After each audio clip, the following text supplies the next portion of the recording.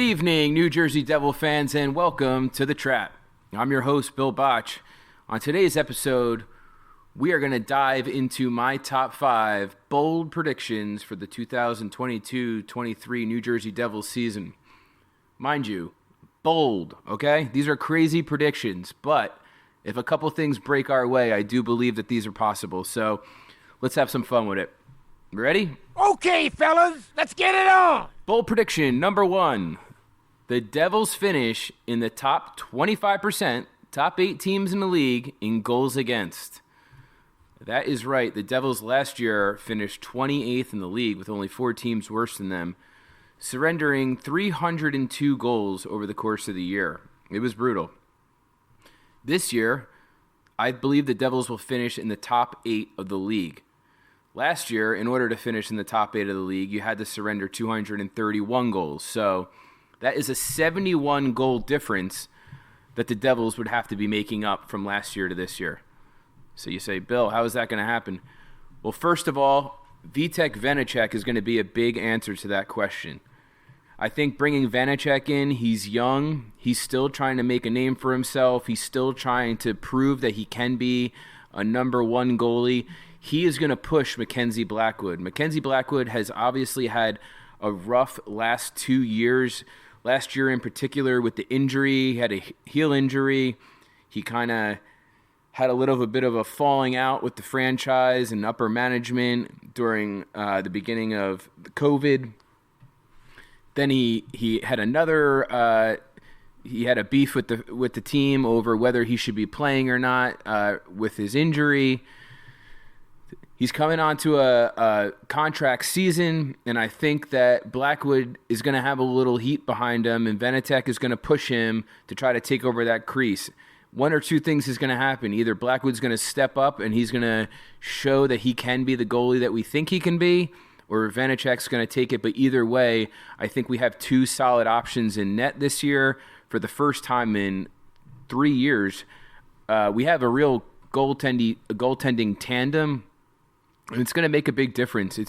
Our save percentage last year was atrocious. I believe it was .881, and I think that's going to take a huge step up. On top of that, we don't have Ty Smith, who is obviously an incredible defensive liability, turning the puck over, horrible puck-making decisions, physically being pushed around. Really had a tough go of it last year. John Marino comes in. I think he's more responsible. He'll be more consistent defensively. He'll be stronger on our back end. While he might not produce the same kind of points and get on the stat sheet the way that Ty Smith would, I do think the most important thing for the Devils is keeping the puck out of the net at this point. And I think we're going to end up surprising some people with our goaltending and with our defensive. Obviously, Dougie Hamilton is going to be trying to have a bounce-back year. Dougie broke his jaw last year by taking a puck to the face. And while he missed some time, I think even when he came back, he was wearing a face shield, and he still wasn't himself. So I'm expecting a big bounce-back year from Dougie Hamilton.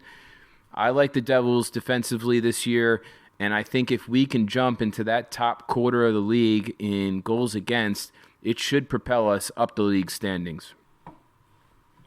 Bold prediction number 2. The Devils finish in the top 2 of the Metro by January 1st.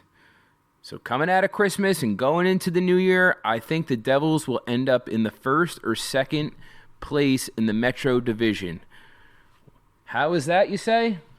Well, the Devils clearly have a favorable schedule coming out of the gate. We play a lot of teams who are in the same kind of position that we were in last year, the bottom quarter of the league. We play Philly, we play Detroit, Anaheim, the Islanders, San Jose, Detroit again. We have a lot of favorable matchups. We have a strong home schedule in October. We have some teams like the Islanders, who I think if you want to be a serious playoff contender, you have to be able to beat teams like the Islanders, teams in your division that are on the same talent level as you. If not, we have more talent, I believe. You have the Capitals. These are teams that are getting older. They're going to be missing John Carlson, Nick Backstrom, Tom Wilson, key pieces of their team. I think it's important. And if it's a changing of the guard, I think it's time to do it. If you're going to ever beat these teams, the Pittsburghs, the Washingtons of the Metro, this is the time to do it. You do it now. You get off to a hot start. You get the snowball rolling downhill. You get some hope in that team. You get your power play together. And I think the Devils can have a sweet run. In November, they have a Western Canada home trip, which is pretty tough. I think they can go 1-2 out of there. But then they come home. They got a tough game against Calgary. But then they play Ottawa, Arizona. They play the Canadiens. They play Ottawa again. And then you have a game versus Buffalo, the Capitals, and even the Rangers, which is so I think November is favorable. And the same thing going into December. You get the Flyers, you get the Blackhawks, you get the Islanders, you get the Flyers again, and you get Boston. Boston could be without Brad Marchand. So there's a lot of good things. I think the Devils could get out of the gate really strong if they could stay healthy, if they could have good goaltending, if these lines shake out and get some scoring and you get some chemistry and Dougie Hamilton looks like the player that we know he could be. I also think that if the Devils were to get off to a slow start and not be in the top 2 of the Metro, or if they drop some easy games, the coaching switch will happen soon. So while we might not go into the new year in the top 2 of the Metro, I do believe that we'll be in a better position than we were last year because management, Tom Fitzgerald, will be a little quicker to flip the switch and give Lindy Ruff the hook and get Andrew Burnett in there as the head coach. So that is a bold prediction. If we do, you got to like our chances going into January and February. I think that momentum, culture in the locker room, positivity for once, let these guys get a sense of winning, let them know that they're the next coming of next generation of Devils, next generation of young talent in the NHL. I think it goes a long way, and I think it improves our shot for a playoff chance down the stretch. Bold take number 3. Fabian Zetterlund can't get into his equipment because he's so jacked. That's right. I think Fabian Zetterlund has been spending even more time in the gym this summer. He looks bigger than ever. I have a feeling he's going to have a problem finding equipment to get around his body, and I think he might be the first NHL player to ever play in a game with no equipment. That would be something, wouldn't it? Now, seriously, number 3. Alexander Holtz makes the team and scores 20 goals.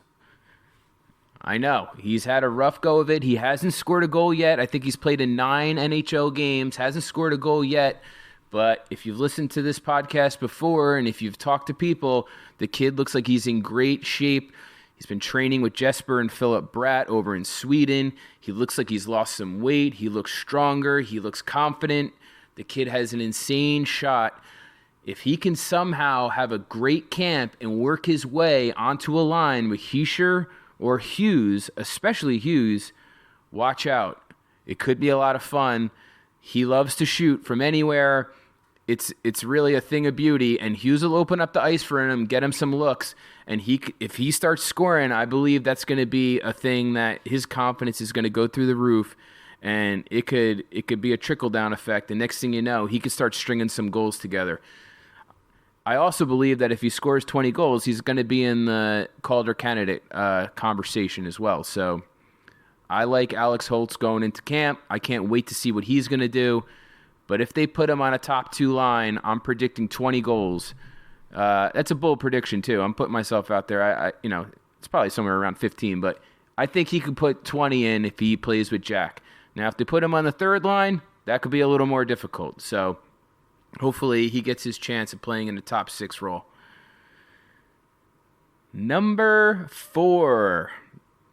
This is my favorite, and I do believe this will happen. Nico Hischier scores 30 goals this year. Nico last year, to me, looked like a different player in the second half of the season. Now, he's never scored more than 21 goals in a year. So this would be almost a 50% increase on his previous total goal season total. So It would be a big jump for him, but I just like the way I saw his confidence last year. He drove net, he dominated, he used his body correctly. He was able to keep pucks down low and move them around and get them around to people. I think if the power play comes together, and I have faith in Andrew Burnett, if the power play can come together, I like Hischier scoring 30 goals. And if Hischier scores 30 goals, you ready? I think he's in the Selke candidate position. I think they start talking about him about a Selke. I mean, when we drafted him, when we looked at him, we had that Patrice Bergeron award thing, and we were comparison. This is it. I think if Nico comes out, scores 30 goals, plays a 200-foot game the way that he does, boom, he is going to be a Selke nominee. That is my fourth take. And then my fifth take, if all these things come together, is the Devils make the playoffs. The Devils go from having 63 points last year to 96 points. And that is incredible jump. I do believe it could happen. We need some things to go our way, especially health. The guys have to stay healthy. I do believe that it's possible that some things break our way this year. It's just been a couple years of just bad luck, pretty much, between Corey Crawford leaving the team and retiring, going into camp, Jonathan Bernier, hip injury, Blackwood, heel injury. We're going to get some goaltending. We're going to get some veteran experience that's going to come in. Nico's going to score 30 goals. Our first-round high-end draft pick, Alex Holtz, is going to come in. He's going to put some goals in. The Devils' defense is going to tighten up. Dougie Hamilton is going to turn out to be the defenseman who runs our power play and becomes basically another offensive threat on the back end that we know he could be. I believe in Severson. Siegenthaler is going to shut people down. The Devils are going to be down the stretch. If they can get through the month of March, down the stretch, and get off to a hot start for the first 2.5, 3 months of the season, I believe that in April, it could come down to these games at the very end of the season. And I kind of like what I'm seeing here. So let's check this out real quick. So April, we get Chicago. We get Pittsburgh at home, Columbus at home, Buffalo, the Capitals. These are all winnable games. I like it. I think that if we have a chance to win those games, that these kids will be hungry enough. They will want it more than the Penguins, Columbus, Buffalo, and even Boston down the stretch. This is our time to make the playoffs. I'm curious to hear what you guys have to say. There's a couple other ones that I had off the top of my mind that didn't make the list. One was just that the Devils were going to be healthy this year. It's been so long, and Jack Hughes is not a big guy by any means, but, you've seen other guys that are his size, the Patrick Kanes of the world, the Johnny Gaudreaus of the world, and they've managed to stay healthy. I mean, getting hit in the face with pucks year after year between Nico and Dougie Hamilton. There was a stretch last year where we had like 5 people hit in the face with pucks in a matter of 2 games. They weren't season ending, or people didn't miss a ton of time, but it's just the point. I think not having PK Subban on the point firing pucks at people's heads is probably a good start to this situation, but I like where the Devils are at. I'm excited to see what happens in camp. I'm excited to see. Oh, I got one more actually. And this actually is probably my biggest, to be honest with you. Thomas Tatar. Thomas Tatar is going to have a huge season. And I know you guys are thinking, no way. Well, that's why this is a bold takes episode, okay? Thomas Tatar, not only is he going to make the lineup, which some people don't have him in, they don't see a place for him. Thomas Tatar is going to have over 20 goals and potentially could be playing in the top 6 by the end of the year. I think this is a huge season for him. I don't believe that he was nearly the player. He's much better than the player that he showed he was last year. And I see a big bounce back year for Tatar. So I think we have a lot of things that could bounce our way. These are exciting times to be a Devils fan. I'm sitting in my basement on a beautiful Friday afternoon, which is strange, but nonetheless. Wanted to get this podcast out to you guys. I want to hear your hot takes. I saw a couple funny ones already. One was Mason Gearson scores a goal. That's hilarious. I'm digging it. Another one was Nico Dawes ends up in net. Let's hope not. That would mean that one of our two goalies is hurt. So we have a lot of good things to look forward to. Rookie camp starts in just a couple days, and we'll keep you guys updated on everything. But there are my bold takes for the 2022-23 season. Be sure to comment, and looking forward to talking to you guys later on in the week, all right? Billy the Kid from The Trap. I'm out.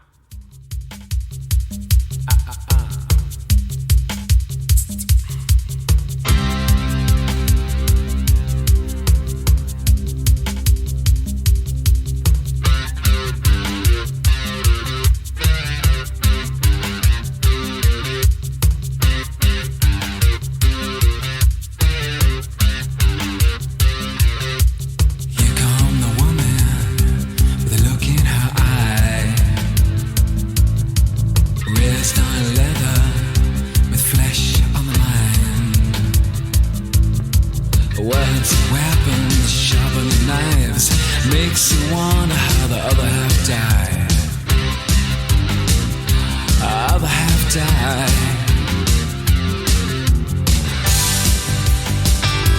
Makes you wonder.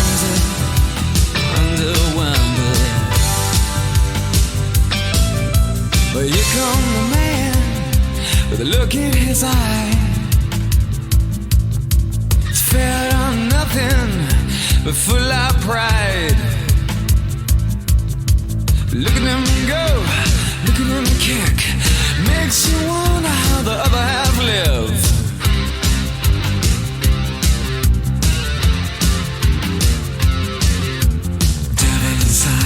The devil inside. Every single one of us, the devil inside. Devil inside, devil inside. Every single one of us, the devil inside. Oh.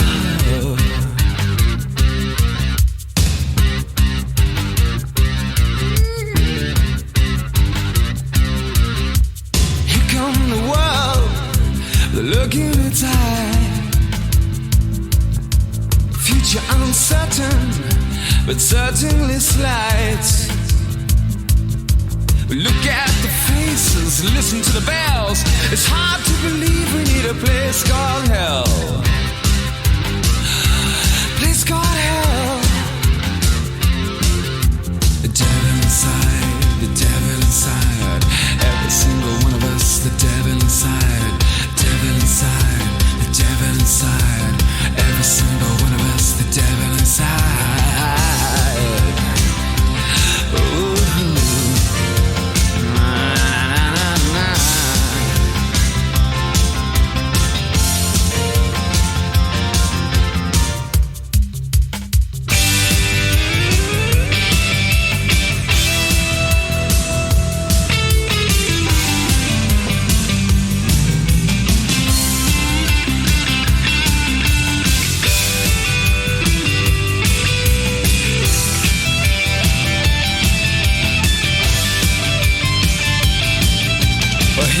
A woman with a look in her eye. She's raised on leather, with flesh on the mind.